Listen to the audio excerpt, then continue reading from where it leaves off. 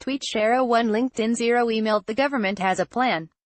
Or at least it has a PR strategy, revealed in a leaked note to the press, to sell Theresa May's Brexit proposal, although the government hasn't yet figured out what that is.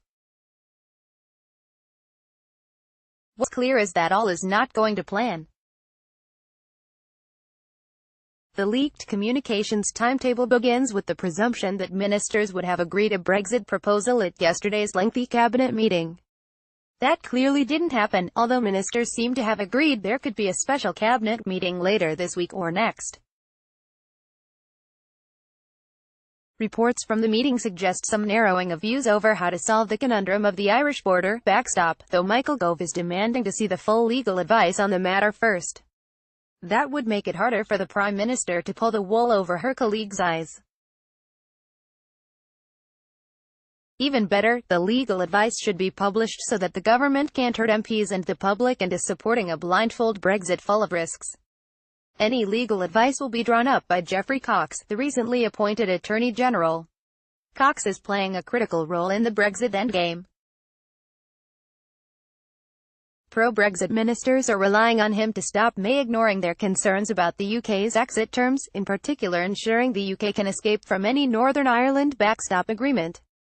They will remember the deal struck with the EU last December which committed the government to a backstop in the first place, a deal whose legal consequences it is becoming fairly obvious they didn't fully understand at the time. Number 10. On the other hand, are hoping Cox's pro-Brexit credentials will convince hardline Brexiters to back May's deal. His warnings yesterday that compromise with the EU was needed suggest he is being useful for now. However, even if the cabinet can agree a common position on the backstop, it's unclear if the EU will agree. Michel Barnier told Belgian media yesterday that a deal was still not close. That isn't stopping the government PR document proposing the Cabinet Office publishes an explainer setting out what May's deal means for the public, comparing it to no deal, but not to our current deal.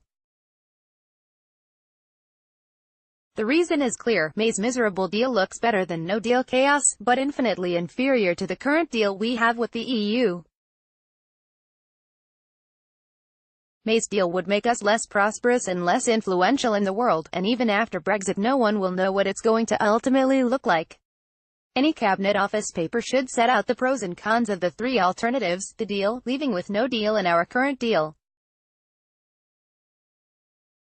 After all, if MPs say no, which is looking likely, especially with the DUP raising new concerns about the emerging deal, the main scenario will be that MPs give the public the final say.